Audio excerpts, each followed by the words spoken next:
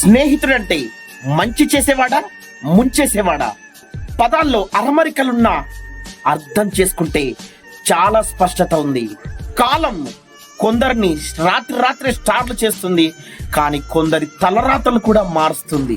సంతోష్ యాదవ్ ఈ పేరు అనగానే హైదరాబాద్ క్రికెట్ అసోసియేషన్ లో తెలియని వారుండరేమో. యువరాజ్ సింగ్, హర్భజన్ సింగ్ లాంటి గొప్ప దిగ్గజ క్రికెటర్లు ఈయన అండర్లో ఆడారంటే ఆయన స్థాయి ఏ రేంజ్ లో ఉందో మనం ఆలోచించుకోవచ్చు. కానీ ఇతను ఎదుగుతున్న పరిణామ క్రమంలో చెడు స్నేహితులు ప్రైవేట్ పార్టీలకు పిలిచి క్రికెట్ పై ఉన్న తన ఆసక్తిని మరోవైపు తిప్పేలా చేశారు. తత్ఫలితంగా ఒక గొప్ప క్రికెటర్ కావాల్సిన సంతోష్ యాదవ్ ఈరోజు సాధారణ జీవితాన్ని గడుపుతున్నాడు.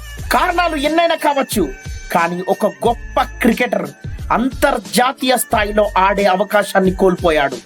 ఏది ఏమైనా చెడు స్నేహం చివరికి మన పతనానికి దారితీస్తుందనేది ఈ యొక్క ఎగ్జాంపుల్ తో మనం నేర్చుకోవాల్సిన విషయం. Thank you so much. This is GYJ. Bye.